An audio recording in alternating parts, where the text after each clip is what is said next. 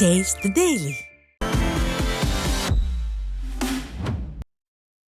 விருதுநகர் மாவட்டம் திருத்தங்கலில் அண்ணா பல்கலைக்கழக மாணவி பாலியல் வன்கொடுமை வழக்கில் நீதி கேட்டு யார் அந்த சார் என வாகனங்களில் ஸ்டிக்கர்களை ஒட்டி முன்னாள் அமைச்சர் ராஜேந்திர பாலாஜி கண்டனத்தை பதிவு செய்தார். அண்ணா பல்கலைக்கழகத்தில் மாணவி பாலியல் வன்கொடுமை வழக்கில் யார் அந்த சார் என எதிர்க்கட்சி தலைவர் எடப்பாடி கே பழனிசாமி கேள்வி எழுப்பினார்.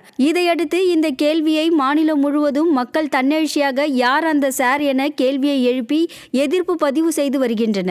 இந்த நிலையில் விருதுநகர் மாவட்டத்தில் யார் அந்த சார் என வாகனங்களில் ஸ்டிக்கர் ஒட்டியும் துண்டு பிரசுரங்கம் விநியோகித்தும் கண்டனத்தை பதிவு செய்தனர்.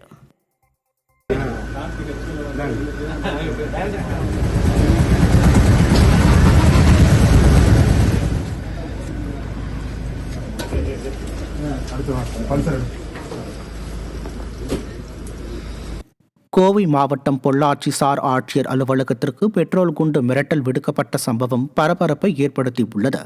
பொள்ளாச்சி கிழக்கு காவல் நிலையத்திற்கு வந்த செல்போன் அழைப்பில் பேசிய மர்ம நபர் ஒருவர் அண்ணா பல்கலைக்கழக பாலியல் வழக்கு சம்பந்தமாக குற்றவாளியை கைது செய்ய நடவடிக்கை எடுக்கப்பட்டால் பொள்ளாச்சி சார் ஆட்சியர் அலுவலகத்தில் பெட்ரோல் குண்டு வீசப்படும் என மிரட்டல் விடுத்து செல்போனை சுவிட்ச் ஆஃப் செய்துள்ளார்.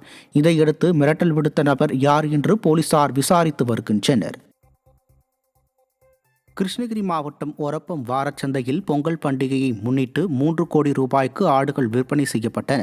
கர்நாடகா, ஆந்திரா மற்றும் தமிழகத்தின் பல்வேறு மாவட்டங்களில் இருந்து சுமார் 7000 செம்மறி ஆடுகள், வெள்ளாடுகள் விற்பனைக்காக கொண்டு வரப்பட்டிருந்தன. 10 கிலோ எடை கொண்ட ஆடுகள் 12,000 முதல் 17,000 ரூபாய் வரை விற்பனை செய்யப்பட்டது. கிருஷ்ணகிரி, திருப்பத்தூர், திருவண்ணாமலை, தருமபுரி, சேலம், நாமக்கல் உள்ளிட்ட மாவட்டங்களில் இருந்து வந்த விவசாயிகள் ஆடுகளை ஆர்வமுடன் வாங்கிச் சென்றனர். தூத்துக்குடியில் விளைந்துள்ள மஞ்சள் குலைகளை அரசே கொள்முதல் செய்து பொங்கல் தொகுப்பில் சேர்த்து வழங்க வேண்டும் என விவசாயிகள் கோரிக்கை விடுத்துள்ளனர்.